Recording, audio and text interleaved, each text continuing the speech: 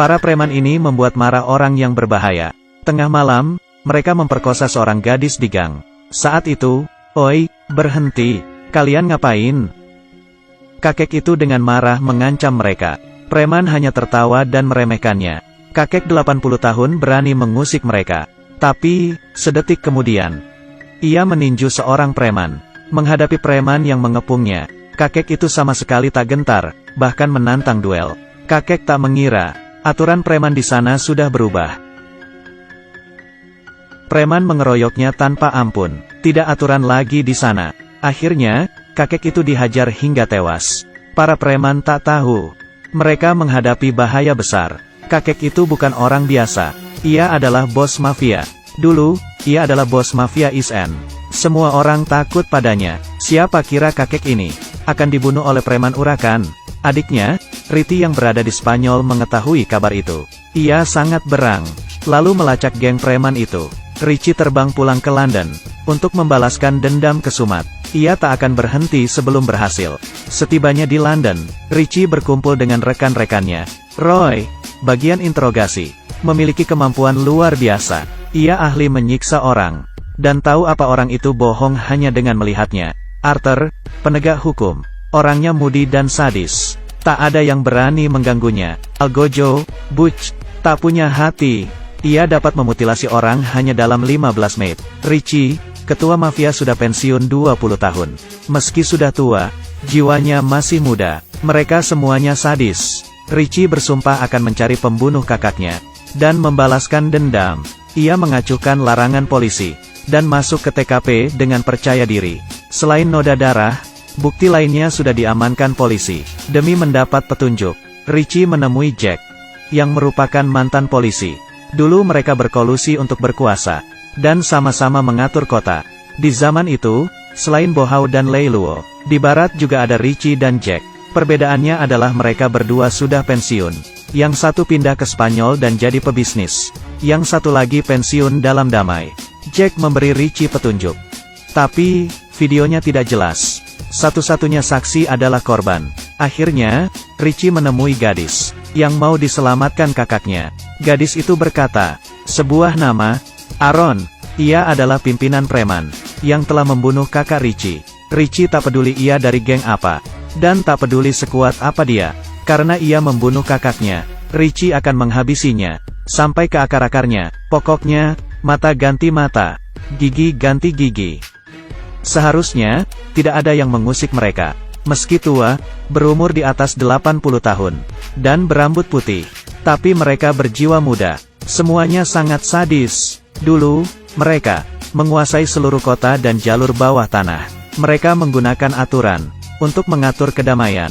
Tapi, setelah mereka pensiun 20 tahun kemudian, ada yang melanggar aturan dan mengacau kedamaian. Mereka sangat jahat, bahkan bayi pun dibunuhnya. Polisi takut pada mereka. Sayangnya, geng bernama E2 ini tak tahu kalau mereka membunuh orang yang salah, yaitu kakek berumur 80 tahun. Mereka tak mengira, pria tua ini dulunya adalah ketua Isen, yang tidak boleh diusik. Geng Richie mulai beraksi. Ketua E2, Aaron sangat licik dan susah dilacak. Mereka mulai dari para bawahannya. Roy menangkap tangan kanan Aaron. Melihat Roy yang renta, mereka meremehkan, dan mulai mencaci makinya. Mereka minta dilepas. Kalau tidak, E2 akan bertindak. Isen sudah lama tidak dimaki seperti itu. Richie membalas memaki mereka. Seorang anggota E2 ditinju hingga pingsan oleh Arthur. Roy yang sadis, menikmati waktunya menyiksa orang. Ia menikam paha E2 dengan paku panjang, hingga menyadarkan pria itu dari pingsannya. Ia berteriak kesakitan. Melihat beragam senjata di tangan Roy, ia sekarang ketakutan. Tapi, sudah terlambat. Tulang yang keras kalah melawan Matabor. Pria itu pingsan lagi. Temannya pucat pasi dan minta ampun. Ia berjanji akan membawa Aaron pada mereka. Arthur tahu ia berbohong. Tapi, Richie melepaskannya. Begitu ikatan dilepas, ia lari. Tapi, pria itu tak mengira, Richie akan sekejam ini. Mustahil untuk membohongi Richie.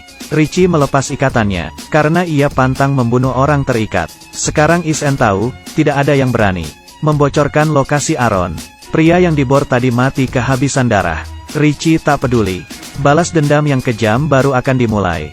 Karena tak menemukan lokasi Aaron, Is-en membunuh bawahannya secara membabi buta. Mereka menikmati perburuan kali ini. Mereka menanyai bawahan Aaron satu persatu. Tapi, semuanya tutup mulut. Setia sekali, ya, pria ini tak mempedulikan nyawanya. Dan malah memaki keluarga mereka.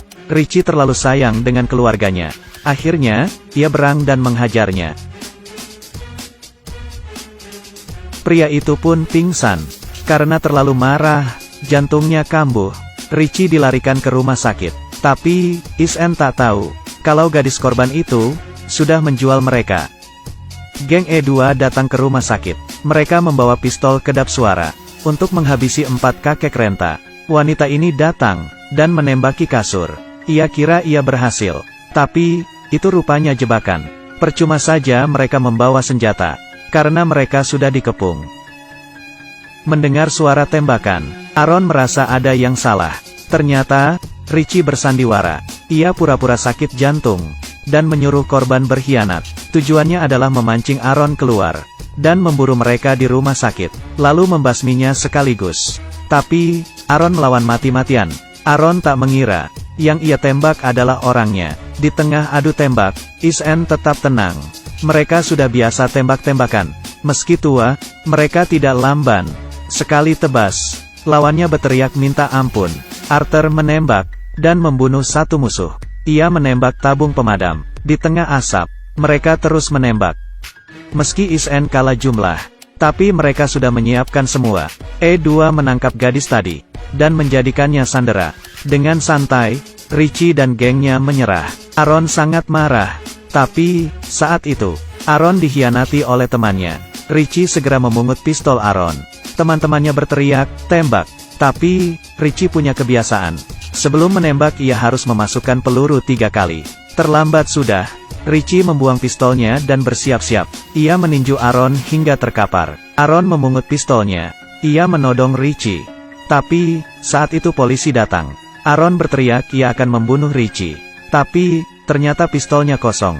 Polisi mengepung mereka. Melihat pistol, polisi langsung menembak. Semua ini adalah rencana Richie yang cerdik. Ia meminjam tangan polisi, supaya tangan Is-en bersih. Untung saja perhitungan mereka tepat. Is-en di sini adalah korban. Polisi tidak bisa menghukum mereka. Mereka adalah geng mafia Is-en, yang berani dan pintar menyusun strategi. 4 kakek 80 tahun. Bersatu menumpas E2, geng preman urakan. Sekaligus membalaskan dendam. Tak ada yang mengira ini hanya permulaan. Richie berpamitan dengan sedih. Ia akan menetap di London, untuk menegakkan kedamaian di kota, dan memberantas preman. Ia ingin kembali jadi mafia, dan mengajari anak-anak muda. Peraturan dan moral harus ditegakkan. Mentang-mentang muda, tidak boleh semena-mena. Di atas langit masih ada langit. Contohnya dia, dan dia. Kalau saja tak membunuh anjing itu, menculik gadis itu, dan tak menghajar kakek itu, mungkin saja nasib mereka akan berbeda.